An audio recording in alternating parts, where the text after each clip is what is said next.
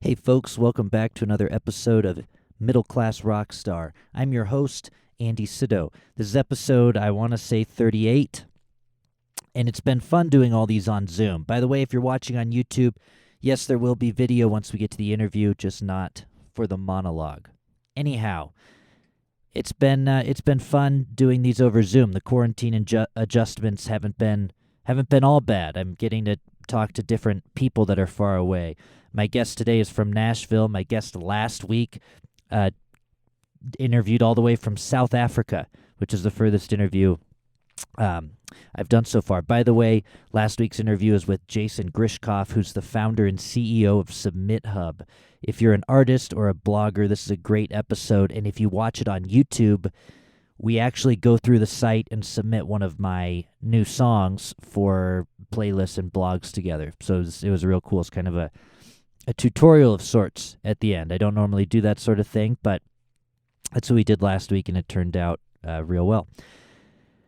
To release or not to release during the quarantine, I have a lot of friends who are and artists that I know of that are not releasing stuff right now. They're holding back. Is that a good idea? I don't know. I know a lot of major labels are doing it, but today's guest, Randall Kent, and myself have one thing in common. We're both releasing music in the quarantine. We said, screw it, let's do it. I've got one that'll be out on Saturday, May 16th, the Wicked Dreams EP. Got to throw a quick pitch in for that because I've been working on it and excited to release it. I'll be doing a live stream on my personal Facebook page, my music artist Facebook page, which is just Facebook/Andy Sydow Music at 7 p.m. Mountain Time on the 16th of May, 2020. So if you're listening before then, you can tune in. Randall Kent just released Carry On, which is a 6-track EP that, and Randall, if for those unfamiliar with him, he does a lot of music for sync. So he's got a home studio in Nashville, a sweet home studio, and he works with other artists. He puts stuff together himself. He does all kinds of things. He produces, engineers, mixes, masters, and he gets a lot of placements, film and television stuff. So he does a lot of different things music-wise in terms of genre. And this EP is really great because it's him as an artist, but you can totally hear the emotion of each title in the song. For instance, the first track, Brand New Day, really does sound like a brand new day production-wise. It's not just a chord progression with lyrics that have something to do with a brand new day. And he does that with all the tracks on the EP, and I just love it. But this is a great conversation because Randall talks about his new EP. He talks about his move to Nashville. He talks about why he does what he does. He talks about the differences in writing or the similarities perhaps in writing for music and TV or for sync as opposed to writing just for himself as an artist. He talks about working with other artists. He talks about some of his favorite placements. Anyway, this was just a great conversation, and I was very excited to cyber sit down with him. Before we jump into it, I want to say a quick thanks to our sponsors. First off, PQ Mastering in Las Vegas, Nevada. For any of your audio or restoration needs, you can go to www.pqmastering.com. By the way, they put the finishing touches on this podcast before it goes up every Thursday. Also, big thanks to our newest sponsor, Narrator RF. Narrator provides simple and affordable music for sync. So I guess that's kind of a suitable sponsor for today. Anyway, go to www.narratorrf.com for more info. If you need a song for an Irish wedding, you can just type that into the website, and you can get an affordable track and a license for it, and you can use it as you wish. Right? Cool. Good stuff. Okay, let's jump into it. My conversation with Randall Kent.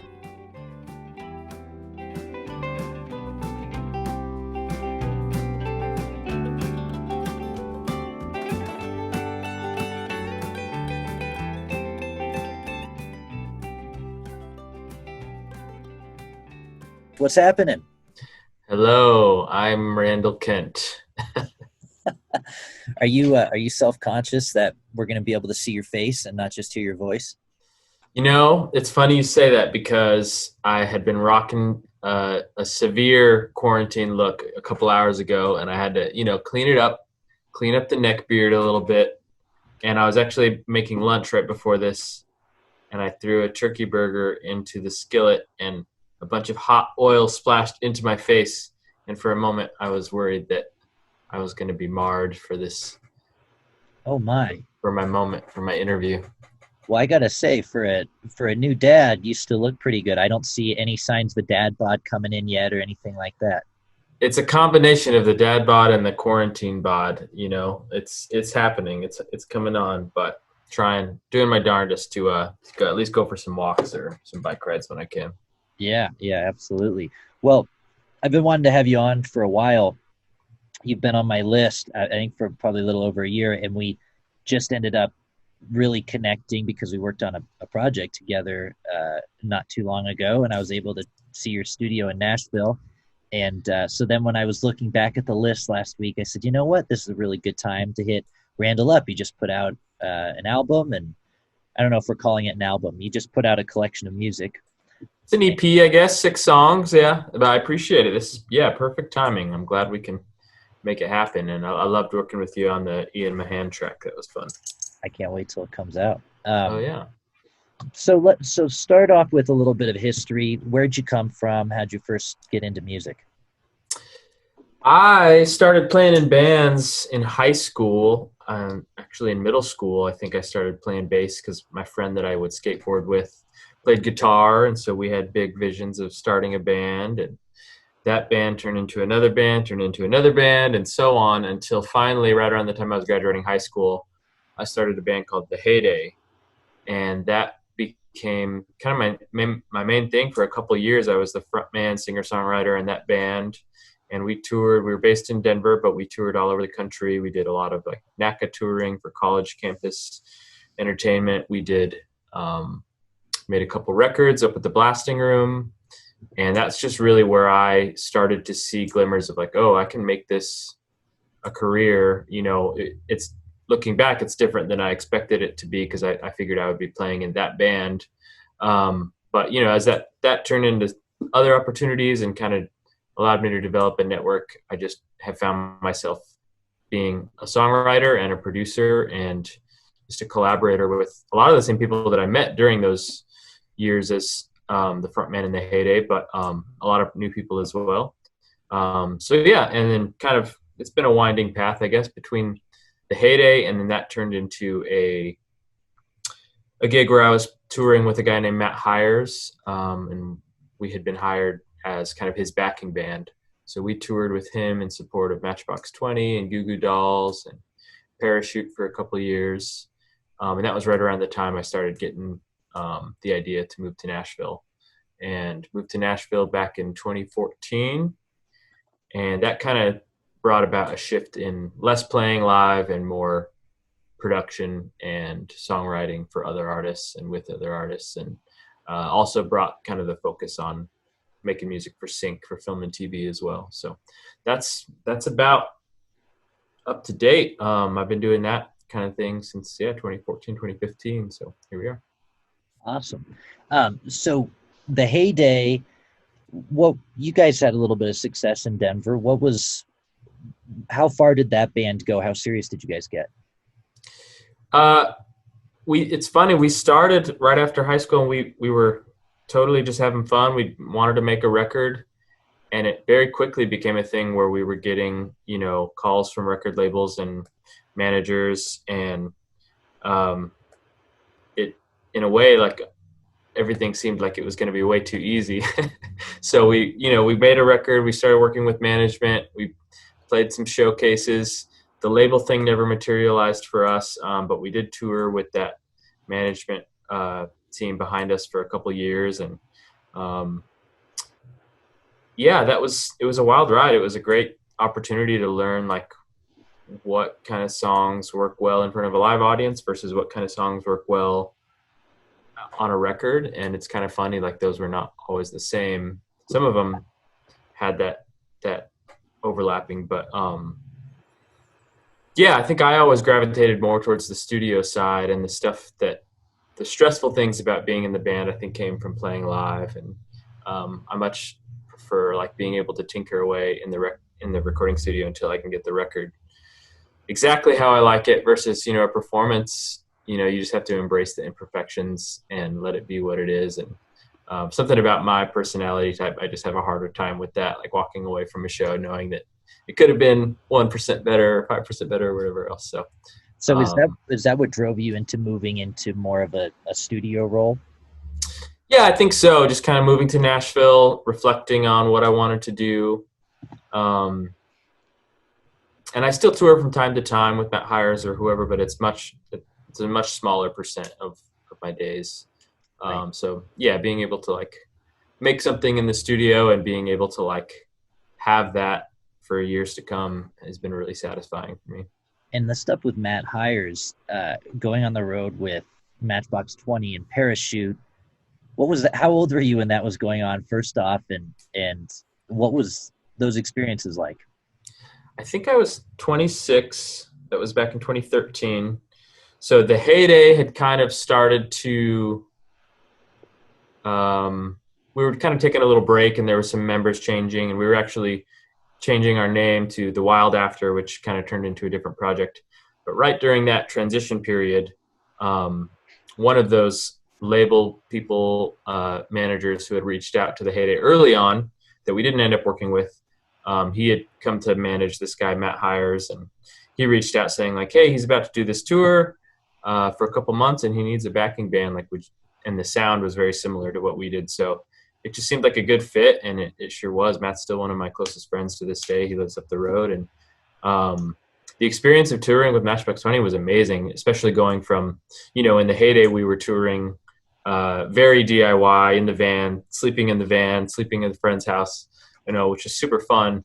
But then to all of a sudden be on a tour where things were, big crews and catering and hotels. Yeah. It felt like luxury for sure, but there's also a lot of hard work because Matt was they were giving him a really good, solid radio campaign. So I was actually tour managing for him, and we were doing radio events, interviews, in-store performances or whatever, pretty much every day or 2 or 3 a day before we'd have a show. And there were maybe 2 or 3 days off of that like 6-week tour. So it was a bit of a marathon, but it was just what I needed to, is like a shot in the arm to like remind myself like, okay, yes, people are making a living, making music, touring, making records, and that came at a point in my life where maybe I was starting to move away from that, thinking that maybe my chance had passed me by or something. But yeah, that kind of reignited the flame. Like, okay, like I can make this work and help develop a couple new contacts, things like that. Yeah, absolutely. It sounds like a great experience. And what did you guys hang out with Matchbox 20 at all? Were they cool folks, or was it completely don't touch our bus? A little bit on a few occasions. We'd eat lunch together in the catering, or we went out maybe 1 or 2 nights during the course of the tour. We went out and grabbed a drink or two with them. All super, super nice dudes, and they really bring their A game like every single night on tour. I was amazed. Like the live versions of their stuff were really spectacular. Oh, that's awesome. So you moved to Nashville. We'll fast forward it a little bit again here. Sure. You moved down to Nashville. What were your expectations, and what happened initially? I guess I wanted to just write songs every day, and I didn't know exactly what that would look like, but that's just what I've committed to doing, and it's kind of changed. But so for a while that was writing songs for myself because I didn't have anyone else to write with or write for, and that kind of turned into me learning more about production and mixing, and then I realized, I could write songs every day and get them pitched for sync. So I started working with Lyric House, who had been pitching some of my stuff with the heyday and with the Wild After previously, but I really just kept knocking on their door saying like, listen, I can make this stuff like fast and quality and do it on my own so that you can, we can get it kind of tailor made to whatever you're pitching for. And just develop that relationship with them. I'm sure the stuff I was sending them at the time wasn't very good, but they were gracious enough to keep sending me briefs. And I think as time went on, I kept making my tracks a little bit better, and making the songs a little more sync friendly, which I think is a harder thing. I think a lot of people think that that's an easy thing to do, but it's actually pretty hard to distill a song down to a very, I think the way that I naturally approach writing is to, try to weave together a bunch of like, it's clever, stylized lyrics that maybe mean a more abstract thing. But for sync, I really had to learn how to, deliver a direct, singular message and be clear and make it not cheesy. All those things together are hard to do. So that's been a good learning experience as well, just to be clear and direct in the writing and still make it have a vibe, have some style. Yeah, and I think that's an important thing to jump into as well. I know there's maybe more than two different. There's a bunch of different styles of writing, but if we narrow it down to writing for your band or writing for a commercial, it is quite different. And I think you see a lot of people doing one or the other. You're somebody who's done both. So it's interesting to hear your perspective of what it takes to write a song for sync. So do you find that you're writing differently now for yourself as an artist, because you are writing for yourself as an artist again, based on all the work you've been doing for sync the last few years? Yeah, I think it has changed my perspective a little bit. I think I still really love songs that are abstract, and maybe each person takes something different from it. But I also really love the craft of a song that's clear and that can really deliver a message, So trying to find that middle ground between something that, delivers a message, an emotional message, as well as a linear train of thought or a logical set of lyrics. But I think even more important is like, does this emotionally resonate on a certain frequency, So Right. I think that part, I think I would get lucky here and there when I was kind of writing less strategically, but writing more strategically for sync, I think it's helped me kind of hone that skill as far as, okay, do I want this to be very open-ended and abstract, or do I want this to be, something that people really know what I'm trying to say, and how do I distill it down so that it's the most efficient set of words to deliver that set So of emotions. do you maybe have more control as a writer now than you did, say, 3 years ago? I think so. I think just the more you do it, every day I try to write something new or develop or finish something that I created yesterday or whatever. So I think the more you do it, the more you get a sense of how to do it better next time.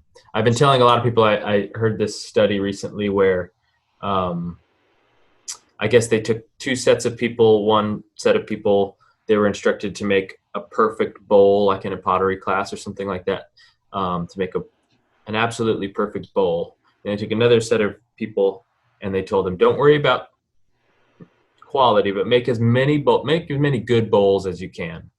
And at the end of the day, the group that had made the highest number of bowls, they ended up making the more perfect bowl because they just had the more experience at it. Versus when you're trying to make one perfect thing, it's easy for me to overanalyze, to kind of suffocate it with trying to make it the be all end all of what you want to do artistically, Yeah, I think that's a really good point, and really good advice. I know a lot of us musicians and songwriters are perfectionists, but you have to just keep going with repetition too, and they're not all, none of them are going to be perfect, but I think that's a great point. But I think this is a good time to segue over into your record a little bit. You very recently, a week ago?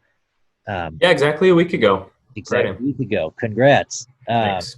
You put out, it'll be more than a week ago when this comes out, but Sure. it came out at the very end of April, first day of May 1st. May 1st. May 1st. And it's called Carry On, and it's got 6 original tracks on it. Talk about the album a little bit. Yeah, so it's kind of funny that you had just asked me, like, am I writing differently for sync versus differently as an artist? I think this record kind of shows that maybe not, because I think most of these songs, if not all of them, were at some point written for sync, or a few of them have had a few syncs. Um, but versus, there's a whole lot of other songs that I've just done for sync, and I never had any intention of releasing them. So these are the ones out of all the sync songs I've done over the last few years. These are the ones that I kind of kept coming back to that still kind of felt like me, felt like something that I wanted to put out into the world under my own name. And they're also just the songs that I seem to be getting the best feedback from. There were a few on SoundCloud and a few on YouTube for different reasons.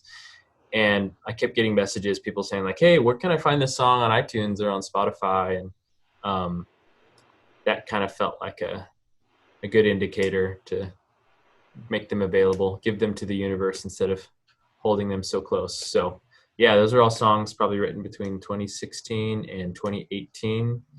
And I think the straw that broke the camel's back, if you will, the thing that finally made me decide, okay, I need to put these songs out, was my co-writer on Carry On, the song. She had reached out because she had received messages like that too. In particular, that song a few times, I think it's been on a few shows where people might be going through like some difficult circumstances, and the message is carry on, keep going through whatever you're going through until you see the other side. And yeah, we just kept getting messages about people really connecting to that and really feeling like it helped them along. So she said, just in the midst of this whole pandemic and everything that's going on economically, that she felt like it would be a really good time to release that song. And I did some thinking on that. Like, you know what, she's right. Like, I should really figure out a way to put this song out. And it made sense for me to just put out this whole collection along with it.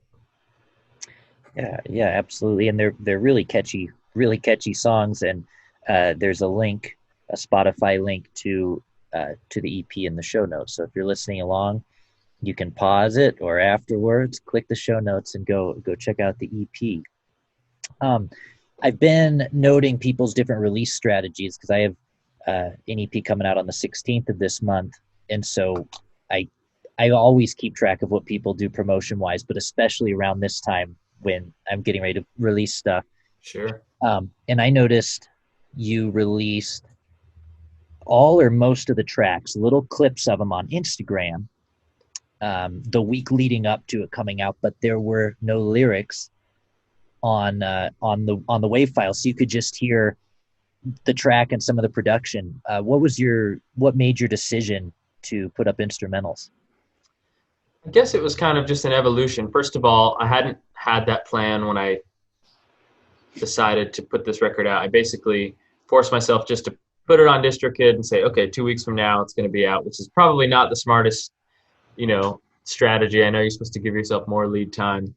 But for me and for these songs and for this current time in the state of the world, I just felt like that's what I wanted to do. So, and then once I had committed to May 1st, I started thinking, okay, how can I keep posting about this record without posting the exact same photo, album cover, or the exact same, caption that's saying, hey, my record comes out in 1 week or whatever. So I decided, to give a little glimpse into each song. I wanted to say just a little bit about what the song is about lyrically. And I just wanted some sort of visual to go along with each song. So I just started kind of scouring the internet for different visuals that I felt like would represent each song. And I don't know, I just didn't want to give away the vocal yet. I wanted, to build up a little anticipation with the instrumentals. So I kind of teased with the instrumental versions of each of those songs. And I feel like it helped. I think that the thing that I've noticed maybe on some other occasions with friends is if they're posting the same exact album artwork for weeks or months leading up to it, or sometimes they'll have the same album artwork for their single as their album, I feel like the image can just get stale, like for the case for the sake of social media.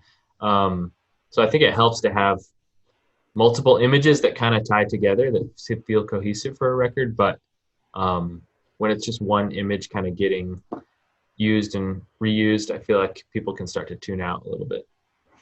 Yeah, yeah, absolutely. And along the lines of those instrumentals, when you're syncing things for film and TV, do you find that your instrumental version is getting the sync more often than the vocal version?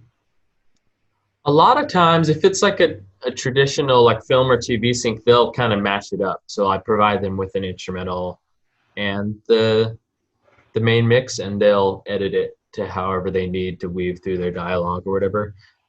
This on the other end of things, like the micro licensing sites that I work with, like MusicBed, they do. I do see a lot of licenses happening on there that are just the instrumental, or actually a lot of them are just the instrumental with the oohs and ahs, the backup vocals.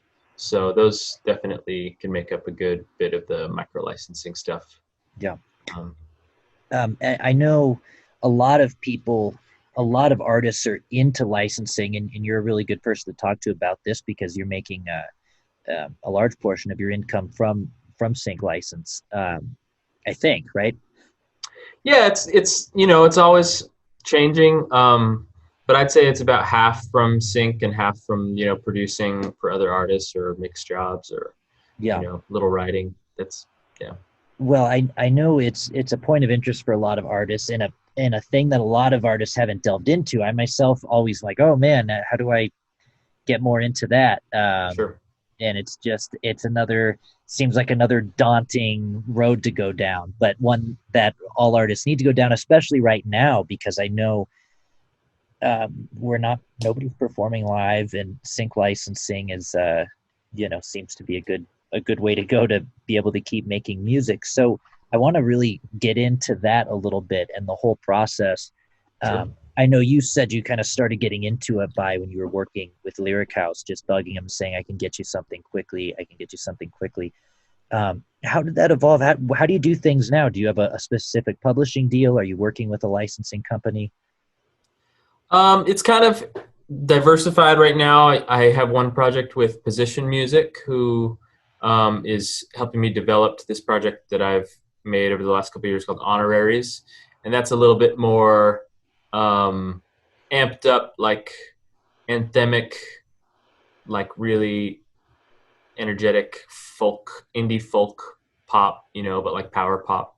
So yeah, we've got a batch of songs that they're going to release probably this year. And, from time to time, still working with Lyric House and Music Bed and all of these things. So I did have an exclusive pub deal, like a co-pub deal with Lyric House for a couple of years. And they're a great company. They get lots of syncs. So definitely love working with them. But right now, I'm just trying to build up a new set of songs and see where I can take it, and try to yeah, just diversify a little bit, because I think there's a lot of different companies, a lot of different, licensing houses doing different things and doing different things well. So, And how do you decide when like to doing the power pop thing and the anthem folk? How did you decide to, or why did you decide to make a bunch of music like that? um, I just fell into it, I guess. I think that was, the sync thing. There's a couple, I guess, like pillars that seem to do really well. And I had tried like the swagger rock thing, or like the really like dark, brooding, heavy hitting trailer type thing. And, I think I learned a lot by doing those. But the things that seemed to stick for me were the like folkier, upbeat kind of version of what I normally do. So I just kind of kept sticking with what worked, and then just learning how to like amp up the energy of that particular style, like do what I normally do and just kind of put it on steroids. Because I feel like if you're, Yeah. if a commercial or something has 10, 15 seconds to deliver an emotion, a feeling, and it can't be subtle. Like it has to be a little bit over the top, and maybe that's more over the top than you would want to be as an artist yourself. So I think that's why you're seeing a lot of people kind of develop these monikers or sub monikers that they use just for sync. That way they can, still be creative, but they don't have to do it. If they have an artist project where they want to be a bit more subtle, they can have kind of different lanes to send each of these songs. So Yeah. Um, I've heard that when it comes to licensing, you lose a lot of your. I don't know, is syncability a word? Um, you Sure. lose. You're sure it is now. You lose a lot of syncability once a track has been released. Do you find that to be true? Do you need? And I think you aren't putting out tracks on. I mean, for a lot of the songs you work on are only put out, via the platform of a TV show or a movie. But do you find for artists that are trying to have their music in film or TV that needs to be pitched before the song is released? I definitely heard that, but I don't think it's a rule. Um, I think it just depends on what the potential placement is. Some companies, especially it sounds like if it's a bigger campaign, like for an ad or something, they might really want an up and coming artist that's about to release a new single that they can do in conjunction with their campaign. But I think there's plenty of opportunities of things where people just want the right song and just want the right feeling. So I don't think that has to be the case every single time. Um, but it certainly doesn't hurt from a release standpoint either to be able to release something along with a major placement. So the first major placement that I got through Lyric House was NCIS, and they used my song "Going Home," which I had not released at the time, and Lyric House really kind of encouraged me to release that right in time with the air date of the NCIS episode, and that really helped a lot. Actually, kind of boost the streams and iTunes charts and all that kind of stuff for that first single that I put out as Randall Kent. So Yeah. So well, and I think if the people who watch the show that night, if they can go to Spotify the next morning and find it. yeah, and Shazam's really important for that too. Like when you're going through DistroKid or whatever you're using for releasing a track, like making sure that you pay the extra 99 cents or whatever it is for Shazam, to me is really important because I think even Spotify algorithms and a lot of other platforms are paying attention to how often a song gets Shazammed because that kind of influences how quote unquote viral it is. So yeah, I would definitely say like make sure your stuff is Shazamable. Shazamable. That's also a word now. Yeah. It wasn't before. How can a band I would say most bands that have no idea what they're doing with sync licensing or whatever it is, they're about to put out some music and they've never done anything like that before and are interested in it. What would you suggest for them? What advice would you give? If they're getting ready to release something and they want You're interested in sync. and they're interested in sync, I would say just try to reach out to some different licensing companies and get some feedback, and don't be afraid to take the feedback. I think it's when you've worked really hard on something, it is really hard for someone to say, oh, I think this could be better by doing X, Y, or Z, but they're probably telling you that for a good reason because they're the people who are pitching the songs and they're the people who are kind of in the know as to like what is getting the most type of placements and what might keep it from getting placements. So yeah, just always be open, hold your stuff with an open hand and try to be flexible if that's what you're going for as far as sync. But if you're first and foremost trying to create art that you don't want to compromise on, then maybe that's great. I think a lot of people do that really well, but maybe that's going to be harder to work with a company that does sync. But maybe there's a company where you can find the right fit where they don't want to chime in creatively because they love what you do, and it's just a matter of finding the people that you work well with. And I think that's a numbers game. I think it's easy to get discouraged if you send stuff to a company and get turned down, or maybe it's just not the right fit for them because they already have multiple artists who sound like that, or maybe they just don't get called upon to sync songs like that very often. But that doesn't mean that there's not another company of a different size or a different nature that might work well with the type of music that you're creating. So yeah, just stay persistent and stay flexible and just kind of keep creating. I think it's easy to try to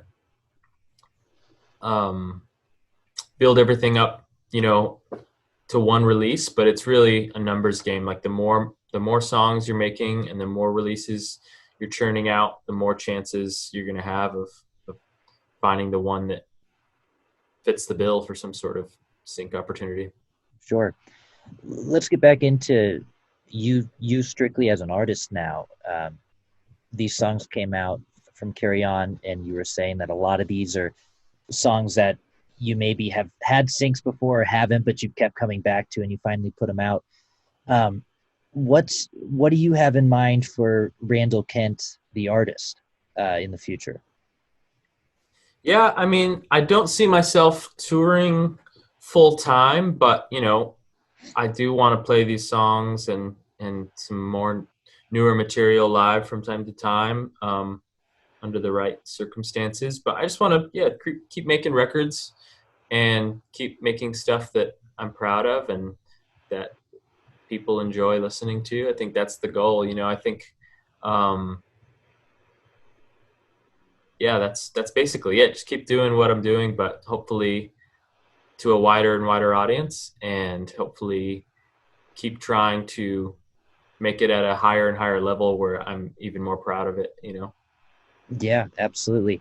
And it's so interesting too that you can be an artist who tours all the time nonstop, and you can also be an artist who doesn't. It's a really wild thing. I was looking at your Spotify actually right before your EP came out, because I was going to go listen to it and I had the date wrong. It was like April 30th instead or something. And as you hadn't put out any music on Spotify as an artist in, I don't know, maybe 4 years or something, but you had 9 or 10,000 monthly listeners. And I thought, man, he's been working in the studio. He's been working on licensing. He's been working with lots of different artists. And here as an artist, he's got a fan base. He's got lots of people listening to his stuff. Lots of people. You're very Shazamable, perhaps. Yeah, I think that at some point, between getting a couple of those syncs early on under the name Randall Kent,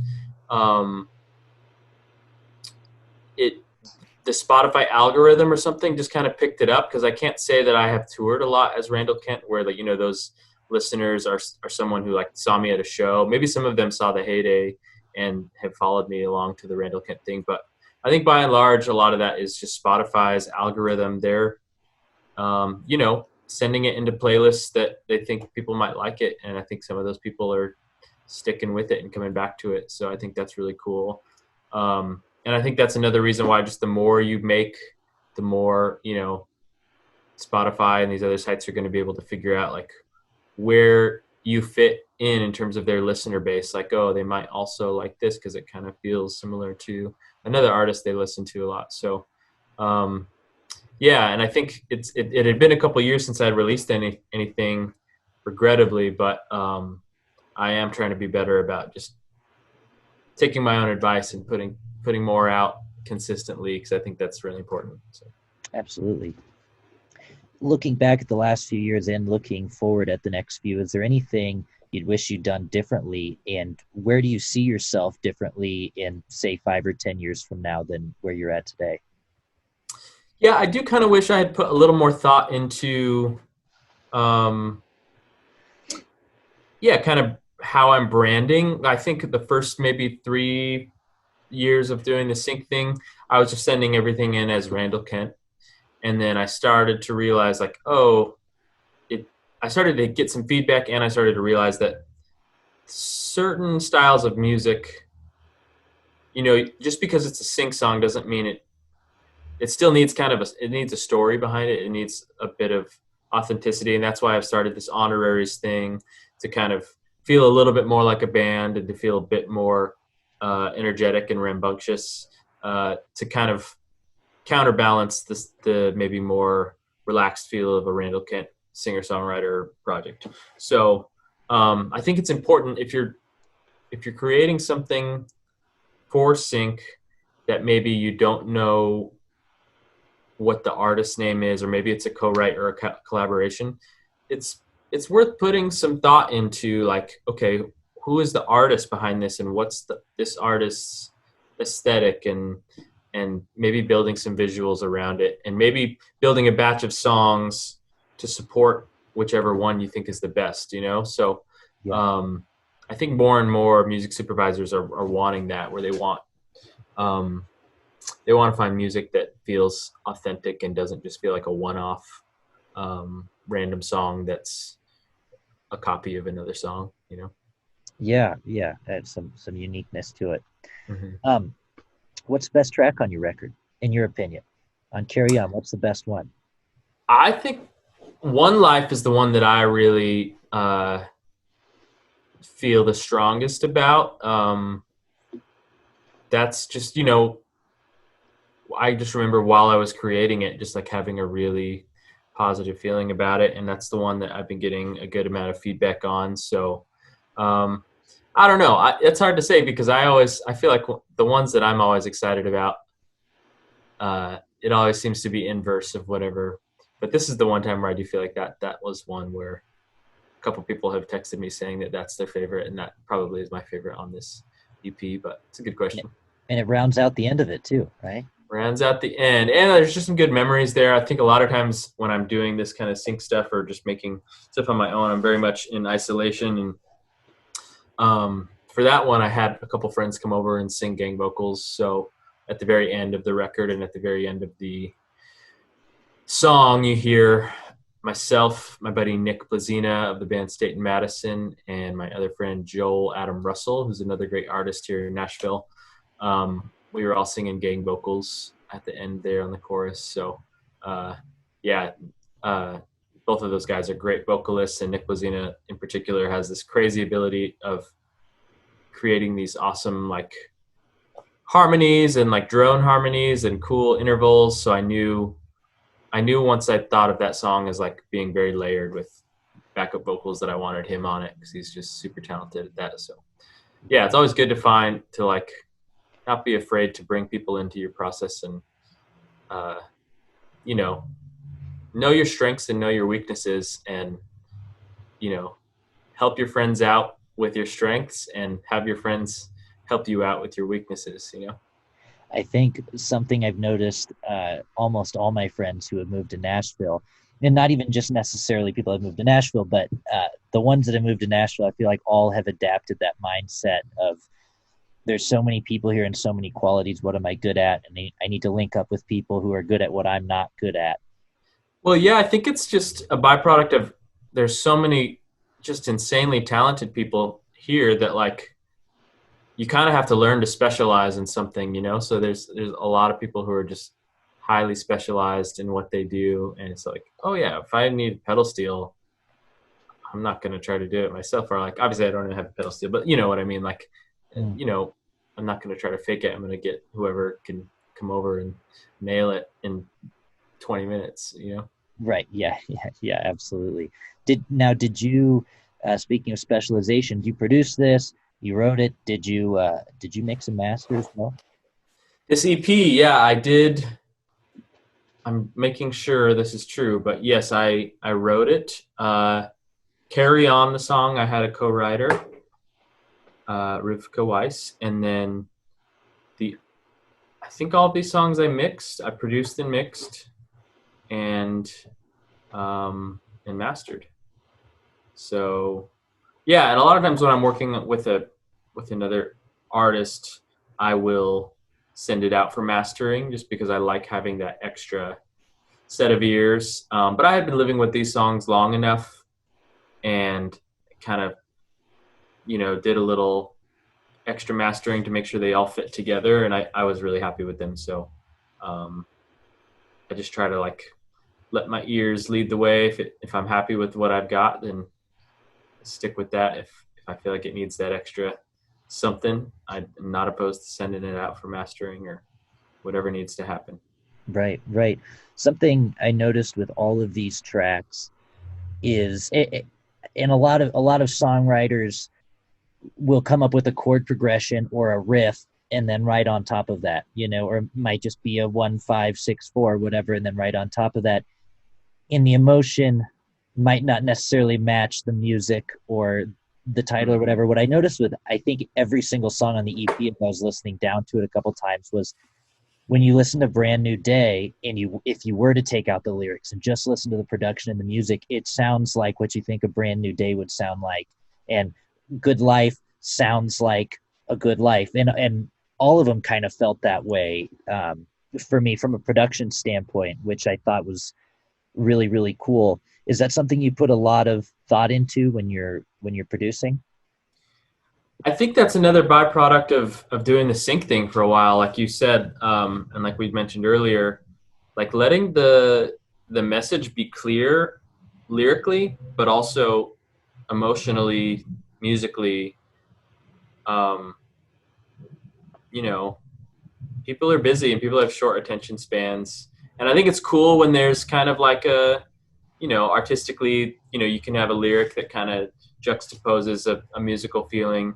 But yeah, for this set of songs, it just worked, I think, to go straight ahead and to like let the lyric and the feeling of the music go the same way, So I do think I'm conscious of that when I'm making this stuff. I think if I want it to feel nostalgic or a little bit hopeful or something, then that's going to inspire, the music is going to inspire the lyrics and vice versa. You doing promotion wise differently now that these songs are out? When you're working for licensing, you might give them to the licensing company or try to get a sync with it. Now that they're out, how are you going about promoting these tracks differently than you normally would? I'm running Instagram ads, Facebook ads. I'm, after seeing your video about Submit Hub, I'll probably start diving into the Submit Hub universe here. Yeah, I mean, I do feel like my release strategy knowledge is a bit limited just because I've been so focused on making tracks and letting other people kind of help me out with the publishing and with the release of, if it's for another artist, obviously they're going to handle the release. So I'm very much learning as I go with this, but I felt like the least I could do was like make those Instagram videos, put some Facebook ads together, Instagram ads together, and I'll probably try to just keep creating content behind it, lyric videos. I think that's really important, just to keep fresh images and fresh visuals popping up in people's feeds, just to remind them that you've got new stuff out. That, and then just trying to keep that Spotify algorithm active, so creating playlists or trying to get other people who have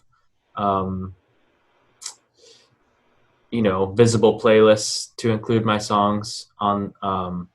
So I think Spotify for Artists, it'll show you if you're on any playlists that have more than 25 followers, it'll show you where you're getting your plays from, and some of those can be from other people's playlists. So there's someone I've worked with a couple times here. Alex Rainbird is the name of the YouTube account, and they curate a lot of really good music, and they've featured a couple of songs on this EP, and just got back in touch with them recently and said like, hey, just in case you didn't see, I've got this EP out, and I appreciate y'all like featuring these songs on your YouTube videos in the past, and if there's any new ones or anything else I can contribute to your YouTube channel, let me know. And they're going to feature, sounds like they are going to feature that song One Life that I just mentioned in July. So that could be really beneficial, just reaching out to, I know when I first heard about that type of thing, or like you think about your music being as something that you've created maybe for eventually for making a profit, and then to let someone else use it in their YouTube video for free might seem counterintuitive, but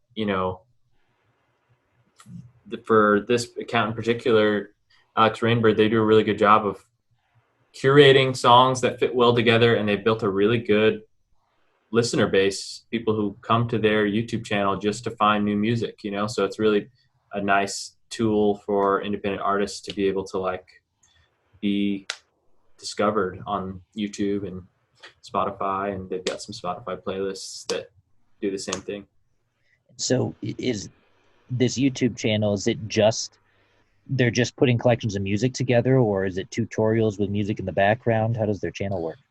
No, it's just music. It's just they're curating music. So they do like a seasonal video, and they'll do a monthly video, and they kind of have different. Each video might have a slightly different feeling, like happy, energetic folk tracks, or chill, low key. And I'm sure there's lots of sites, lots of YouTube channels that are doing similar things, curating different independent artists, but it's just finding the ones that kind of fit what you do stylistically and that are into what you do. Yeah, absolutely. What's been your favorite placement you've ever had, and what's been your biggest placement you've ever had? As far as biggest, I'm trying to think. I wrote a song with a band called Wild, who are good friends of mine from LA.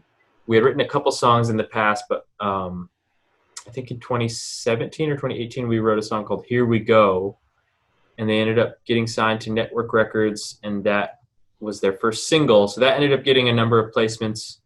One was in the Goosebumps movie, Goosebumps 2 with Jack Black. So that was pretty cool to go to the theater and to see the song that I had written with my friends in the sunroom of my house, like after we first moved here. Just such a distinct memory of writing that song with those folks, and then to being able to go to the theater and see it, and it ends up taking up the whole like minute and a half ending montage of the movie.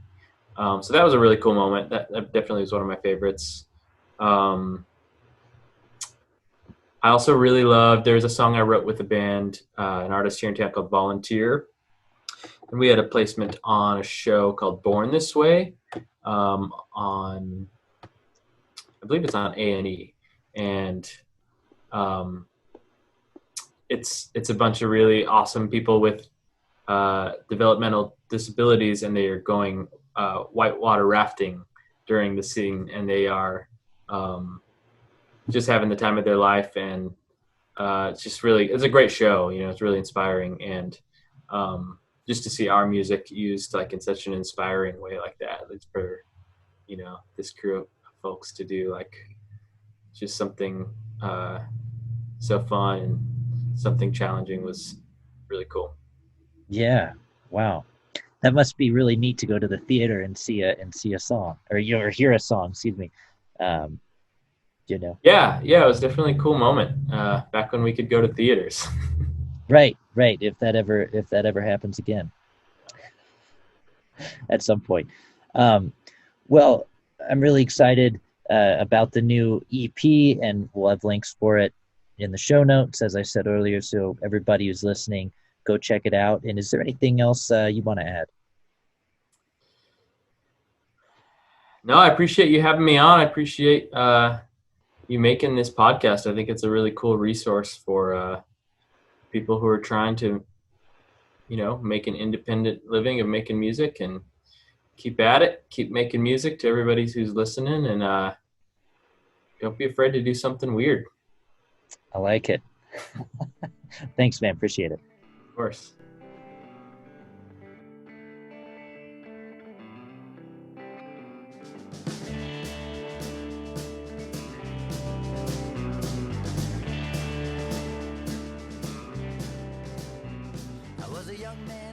Okay, how about it? Thanks, Randall. Thanks for taking the time. I sure appreciate it. And it was good to see you in your element, in your home studio. As was mentioned, his new EP is out. It came out on May 1st. Carry On. We're going to play out this episode with the final song on that EP, and I think my favorite, though it changes as I listen through. The song's called One Life, and I sure hope you enjoy it. You can go check out Randall if you look at the show notes. There's links to his Spotify and to the EP and other stuff too. So check out the show notes, go support artists, drop him a line. I'm sure he'd love to hear from you. And stay safe out there. I'll see you next week with another exciting episode of Middle Class Rockstar. Oh, if you have any comments, questions, concerns, hate mail, or death threats, send them to middleclassrockstar@gmail.com. Take care. Oh, I need them right here at my fingertips.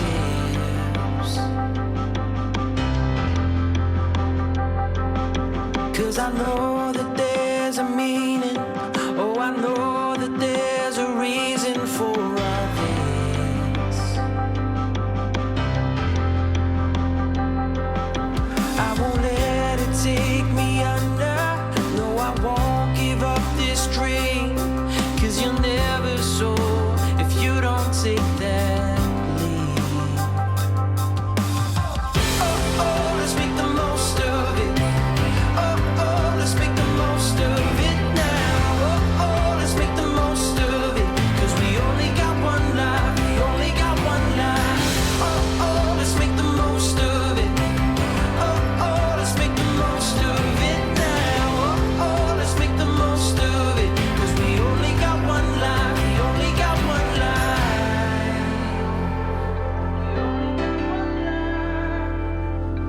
So let's dive a little deeper, way up past our fears and past the great unknown.